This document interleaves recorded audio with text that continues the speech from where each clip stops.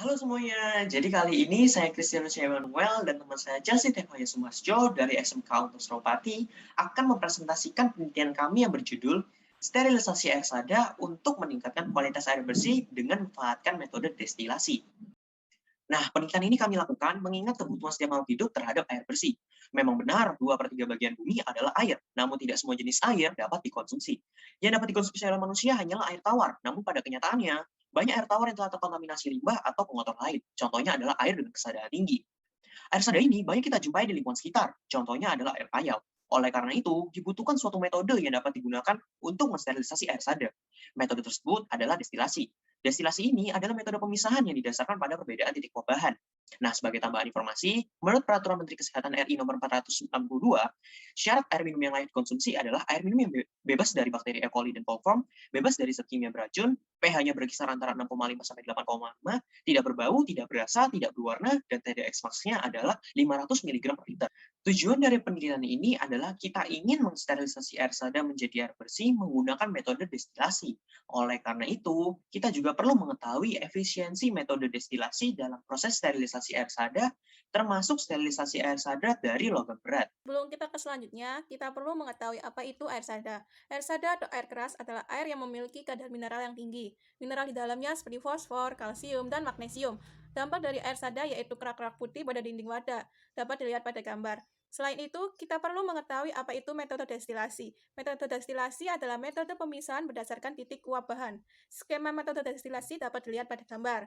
Yang pertama, sampel cairan dimasukkan ke dalam tabung tertutup dan dipanaskan menggunakan api. Dikarenakan air memiliki titik menguap lebih rendah, maka air cepat menguap.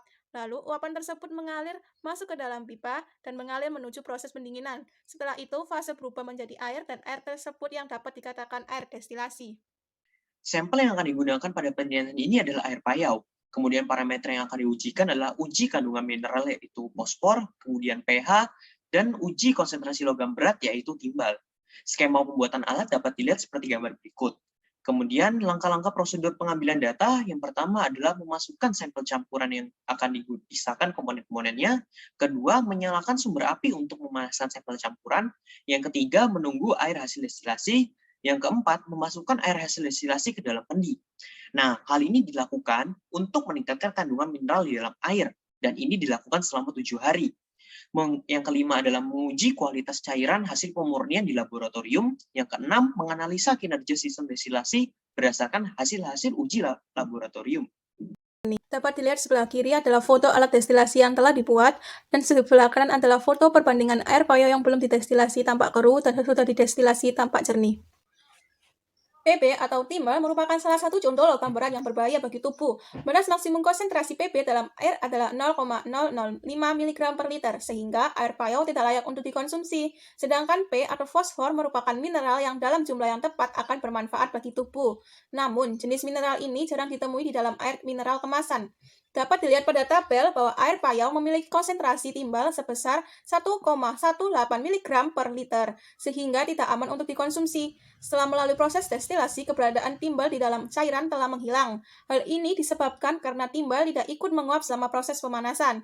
Hal yang sama juga terjadi pada mineral fosfor. Konsentrasi fosfor yang semula 6,04 mg per liter berubah menjadi 0 mg per liter, dikarenakan telah melalui proses destilasi. Air destilasi perlu dimasukkan ke dalam kendi supaya dapat memperbaiki kandungan mineralnya. Hasil pengujian menunjukkan bahwa kandungan mineral pada air kendi sebesar 38,65 mg per liter. Untuk pH cairan dapat dikatakan aman dikarenakan masih dalam pH 7.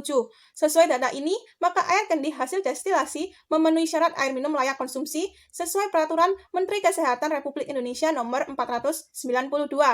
Dari penelitian ini dapat disampaikan bahwa metode destilasi dapat digunakan untuk sterilisasi. Yang kedua, untuk meningkatkan kandungan mineral yang bermanfaat bagi tubuh, cairan dapat dimasukkan ke dalam kendi. Saran, perlu dilakukan penelitian lebih lanjut untuk menguji kandungan bakteri dalam air. Terima Terima kasih. kasih.